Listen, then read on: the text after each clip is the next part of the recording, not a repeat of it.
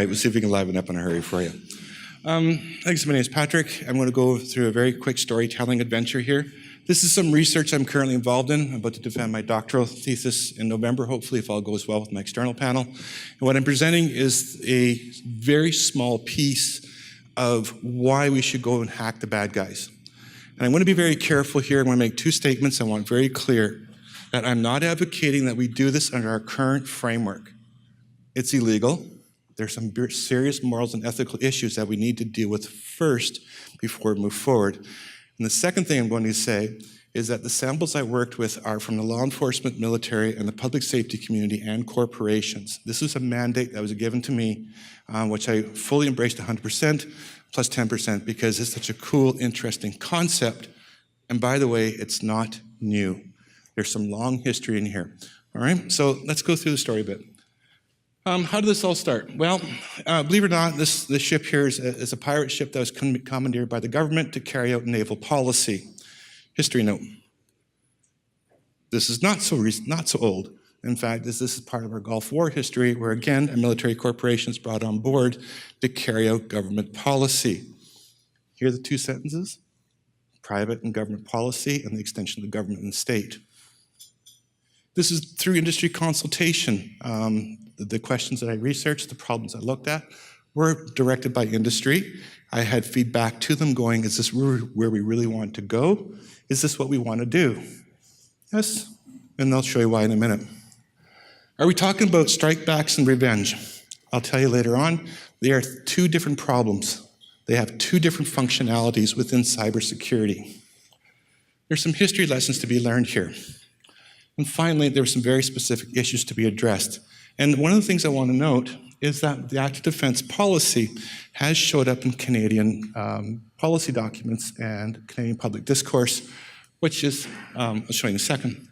So from a social sciences point of view, if someone gives me a laptop and one of these clicker things, I can break them pretty quickly. So for me, technology has always been a fascinating toy. But there's a whole bigger issue here around this notion of are we safer or more secure? And I use these terms carefully because this is what industry was asking for. When we talk about safety and security, are we talking about us as humans? Or are we talking about us as being online? Is it an extension of us being online? If we are online, does that change how we perceive the concepts called safety and concepts called security? And what's safety and what's security? Again, come from my corporate background, intelligence background. I always love this question when I say to staff, can you ever be safe? And of course, can you ever be secure? And then finally, can you ever be safe and secure? These are trade-offs. And these are trade-offs that happen all the time. And they're trade-offs that we do in our real world because we can measure that behavior. Can we translate that into cybersecurity? And the answer may be a tentative yes. The judges are still out on it, but be careful of that concept. So how does this work? This is not my slide deck. This is not the updated one. There's one missing here. It's okay. I can address it through a different way. All right, we'll leave it there. So there was a slide in between which actually shows the Nielsen study from 2017 just released last year. And the very last page and the very last paragraph of the Nielsen study is this sentence, we should be more progressive and more active. And this is Canadians, cybersecurity professionals, talking about being more aggressive and being more active defense-wise. The problem was, and this is what I was stuck with, was what did they mean by that? And that's a very serious statement to make, considering that's a shift from 5 years ago, where you couldn't publicly talk about active defense and cyber deterrence unless someone looked at you going, do you really want to do that? And the answer is yes. But we're doing it already. The bad guys are doing this. This is a malware for service design. This is what the bad guys are putting online so that we can go do this for dirt cheap. A couple $1,000 US, I can go do a DDoS attack, a malware attack, or malware design, and it's available. We all know this one, the low-tech cannon. It's the idea that we can just DDoS a whole bunch of places and do it for dirt cheap, free. Some bandwidth cost, free, because it is free. And you don't need a lot of skill sets to do this. But you can do a lot of damage with this. And then, of course, our favorite toy, Kali Linux. Now, I'm not saying anything bad about Kali Linux. I know the guys who built this stuff. I know the guys who work with it. I love them dearly. It's the same tools that the bad guys use. You can reconfigure this thing to do other nasty things on a more sustained basis. The point being is that it's not about the technology, it's about the people. And from a social sciences point of view, I step back and keep coming back to this question, where are the people and the conversation about people in cyber deterrence? What do we do with those people, our citizens, our consumers? And we'll show you some examples in a minute. Okay, revenge. One of the fascinating things I learned during this research was this idea between revenge, retaliation, and retribution. According to some psychology people, not me, these are 3 different problems. And they have 3 different functionalities in terms of how we think about wanting to hurt somebody. And we want to project that force, that aggression, that lethal force decision. It depends on which one these are engaged in. So this gentleman here, Mr. Beach, he's a great comedian. He's also a bit of a self-made hacker. Mr. Beach sits down, he shows how he engages the bad guys, his words, and basically destroys or denies the bad guy's ability to keep functioning. That is a form of active defense. He's not law enforcement, he's not the military, he's a citizen and a consumer. This is Artists Against 419. This was a group of people who, to this day, remain anonymous to a certain level. They used bandwidth hogging software and took down all of the fake bank accounts, and by what they do, by stealing the bandwidth and hot linking the accounts, it effectively destroys this fake bank's ability to continue projecting fake accounts. And as a result, these things start shutting down. This is the first time, though, we start to think about the idea that active defense has unintended consequences because they stole all of the bandwidth. So now there's innocent people sitting on the same bandwidth who are now affected by this problem. They lost their service also. This was the more interesting one, though. This is a survey completed. It's conducted every year, and it's by two cybersecurity researchers out of Chicago, I believe. And what it is, it's called the Cyber Index. This little cyber index is indicating since 2013, the threats around cybersecurity and the ability to manage and respond to them is getting worse and worse and worse. And I'm not going to talk further about it because you guys all know this. What was interesting was this subset survey was, do you hack back? 8% of the respondents who are Fortune 500 companies, yes, we do. The sub-question was, did it feel good? Oh, yes. Oh, yes. Okay. And they could probably say it multiple times. You sort of get the gist. This is that good feeling that we get of going, no longer are we victims. There's a danger there, though, because if we're not victims and we want to do something about it, we start to get into some other kinds of modality. Okay, a history note. So this gentleman here, Win Schwartau, who is a fairly advocate, vocal about active defense. His paper in 1999 was really simple. There's an editorial comment. Let's just go beat up the bad guys. And that was his inch column, beat up the bad guys. He didn't last very long in the career track he chose at that time, and now he's considered one of the best consultants in the business. But he was advocating we do something about this. This is in 1999. Now, this is when I thought this thing was started, but there's some more data. We know Anonymous. They actually organized themselves in a way to conduct their own kinds of hackback operations. Yes, they're bad or good. Depends what side of the fence you sit on. Has a corporate citizen, or has a consumer, or has a citizen. So depending on where you sit as a victim determines how you see active defense. Reiteration of this again, that's the idea of putting up the cannon, going out and beating up some places and taking them offline. This was a new advancement. This is the mass model. This is a malware by design model. So you can now have sites inside Tor that actually allow you to build customized malware. Dirt cheap. It's customized botnets. We're seeing customized botnets also. This is where the change happens in 2016. Not that long ago, where the US government never ever talked about active defense as a policy position until this position paper came out. Now, interestingly, the consultation of this position paper is called Into the Gray Zone, and part of that process was very straightforward. The Senate Arms Committee engaged guys who were lawyers, to help them direct a conversation around should we engage active defense as a policy position for the private sector. And this is the time where the US government shifts the policy position and starts doing something about it. About the same time, this bill emerges, HR 4036. I'll get into more details, but this is a bill that creates a legal remedy for active defense. It's a legal remedy. Now, there's some debate about the bill, and I'll show you in a minute what the debate looks like. All right, this is what I call the failed policy problem. We failed to take care of our humans.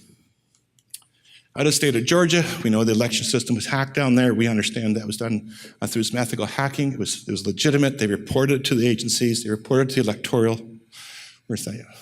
Electoral people. The FBI investigates them. And the allegations from the FBI was, did they have the right to do this? In part, they did. They were ethical about it, and they reported out. What the concern was that they also released the vulnerability.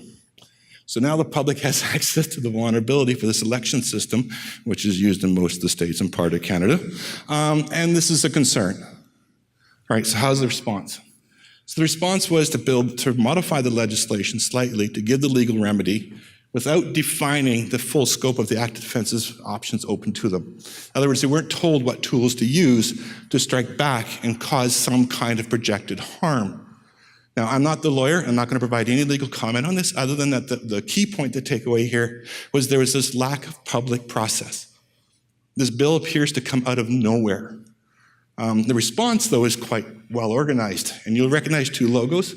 Number one, we know who this is. Number two, we know who this is.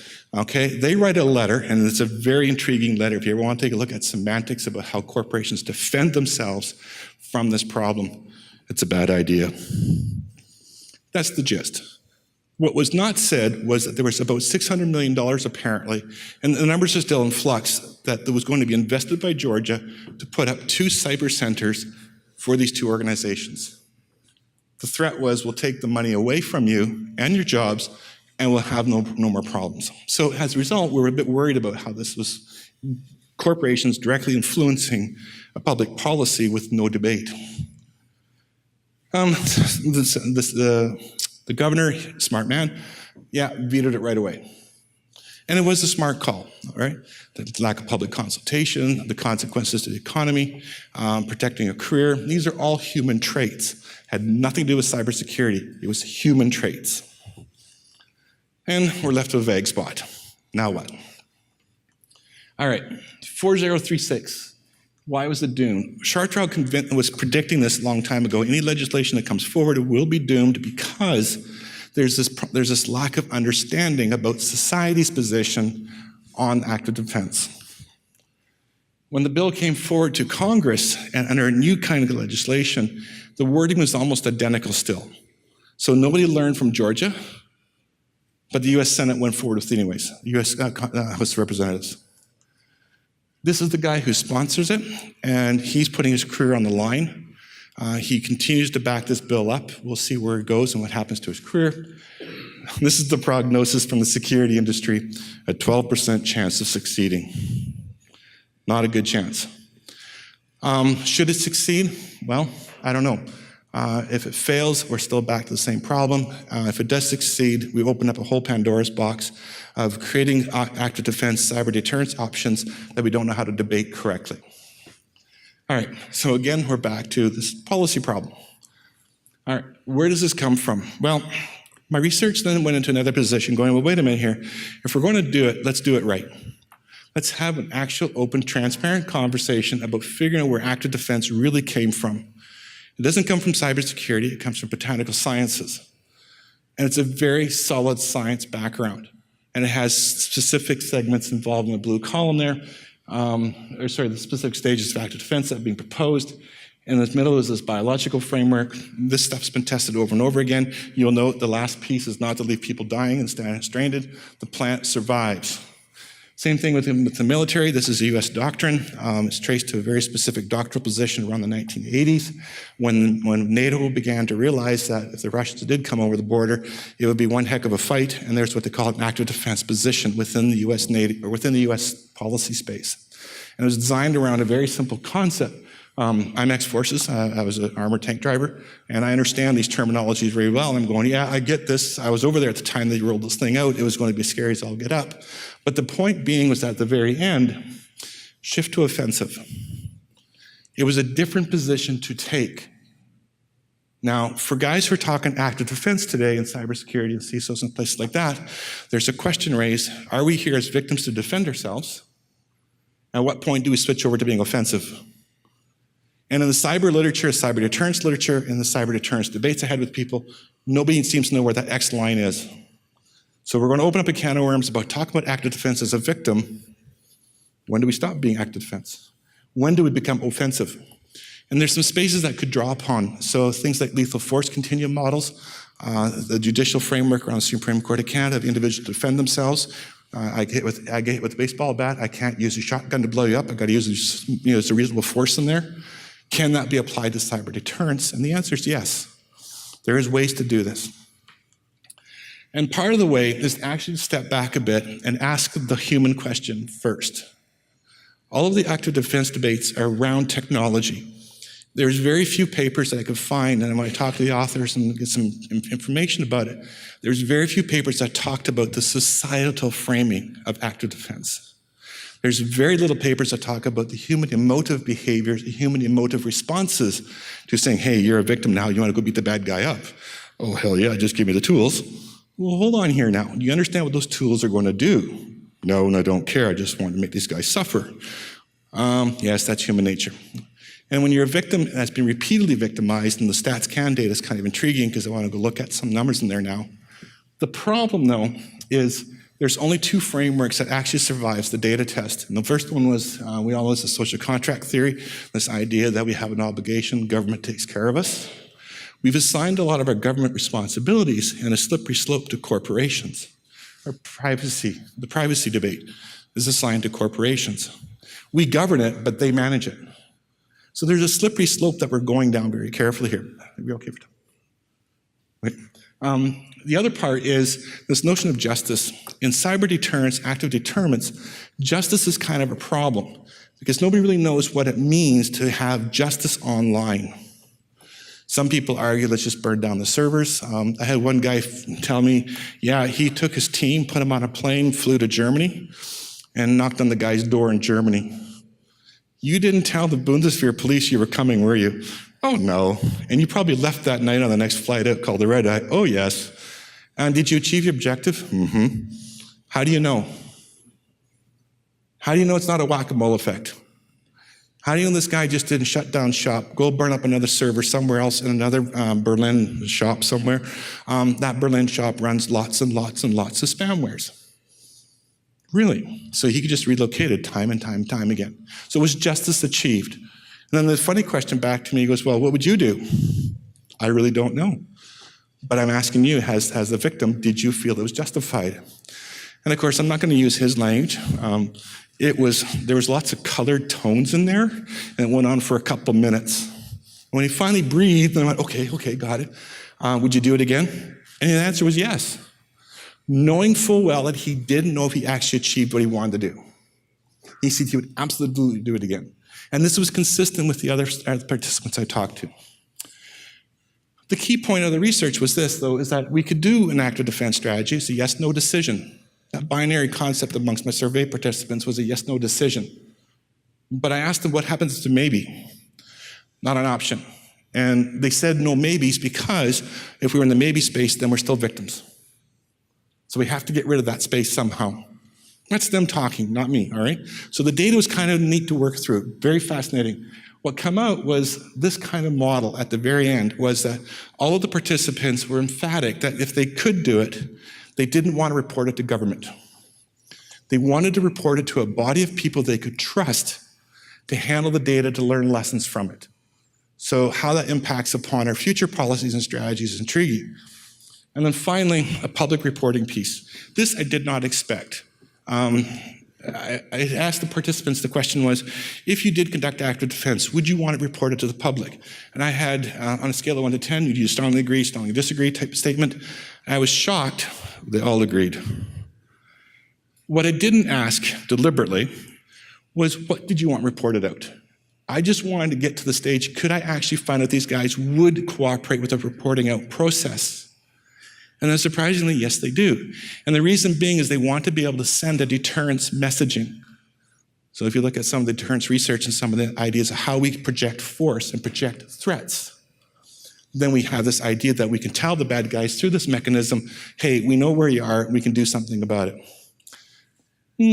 I worked for law enforcement and did some violence in the workplace studies, and we told people how bad they were. They still continue being bad. I'm not so sure if that's the right way, but that's what those participants were telling me. Finally, this messy chart here, straightforward, really believe it or not. The two right-hand yellow spots is a corporation. There's the guy who started the research. What came out was the problem wasn't about the corporations. It's about individuals. It's about how people make decisions about active defense. And as a result, you see most of the arrows point towards this individual as a decision maker. They have to have the power and authority to make decisions about active defense, hacking back, striking back at the bad guys. Again, this motivational framework. This is where technology meets the human. So up until this point, I did not deal with any of the technological frameworks. At this point, I was stuck with a problem was, what do we do when technology is used to conduct active defense? So I borrowed from some research called technology adaptation models, where people have done previous studies on how people use technology, perceive the use of technology, and the way it's used. And what I learned was kind of interesting was these two factors are going to have a huge role in understanding how someone uses Kali Linux for good, switches their framework up, and use it as and I'm going to call it what it is, a weapon to go out and do harm. This is a big cognitive jump from being in a position of being defenseless. It's a cognitive load and a cognitive jump as a person to go on the offense. It's not easy to go hurt someone. Even in the cyberspace world, we're going to be talking about people's lives. And this is the piece I think was missed from the research. And finally, the decision point, yes, no. What was interesting from the data was this comment, yes, it's no. Even if it's no, we still need to record why it was no. Just saying no doesn't absolve you from telling us why it's not, why you didn't do it. We may learn more about this decision concepts and frameworks around it. All right, so what's left in the mess? Well, very straightforward. We couldn't resolve this problem, the ethics and legalities of these systems, because we really don't know what they are yet. We know we claim it's ethically immoral to go beat the bad guys up. Hold on here. It was ethically immoral to have vigilante mobs and death penalties, but we moved in that direction. It was ethically immoral to have atrocities of war, but we dealt with it. So as normative language emerges as we struggle with these ethical debates, which is not occurring in active defense. There's just this blind assumption for whatever reason, it's just a bad thing to do. One of my colleagues, he puts out from the 1980s when this first came out, the words was really bad, really bad, really bad. And that's been the discourse around active defense, really bad, and now apparently it's really bleeping bad, okay? He hasn't explained that yet. This is from a U.S. indictment that was opened up, unlocked. This is that little dam in New York that had 2 feet of water in it. This is the Republican guards from Iran, thank you. 1 minute, okay, great. This is what they were supposed to hit. That's got 200 feet of water and a flood chain about, 20, 30 clicks long, apparently. Not good, all right? Wrong name, similar names, wrong addresses. This was the other one that I'm fascinated with from healthcare. I worked in this when this malware hit the national healthcare systems. I was fascinated by some of the pictures. All the ambulances parked out front because they couldn't get in the trauma bays. When you park an ambulance out front in the trauma bay, you've got mortality and morbidity rates. I want to know what this thing caused. Finally, we all know who this is. This is the Stuxnet story. Interesting, the Stuxnet, this is the state-based one. Quite effective, apparently. And then the final one is 30 seconds remaining. And this is the last one. This is a guy who has Kali Linux, who went to Nigeria, tore down a network, and had fun doing it. And that's where we're at today. Done. Thank you.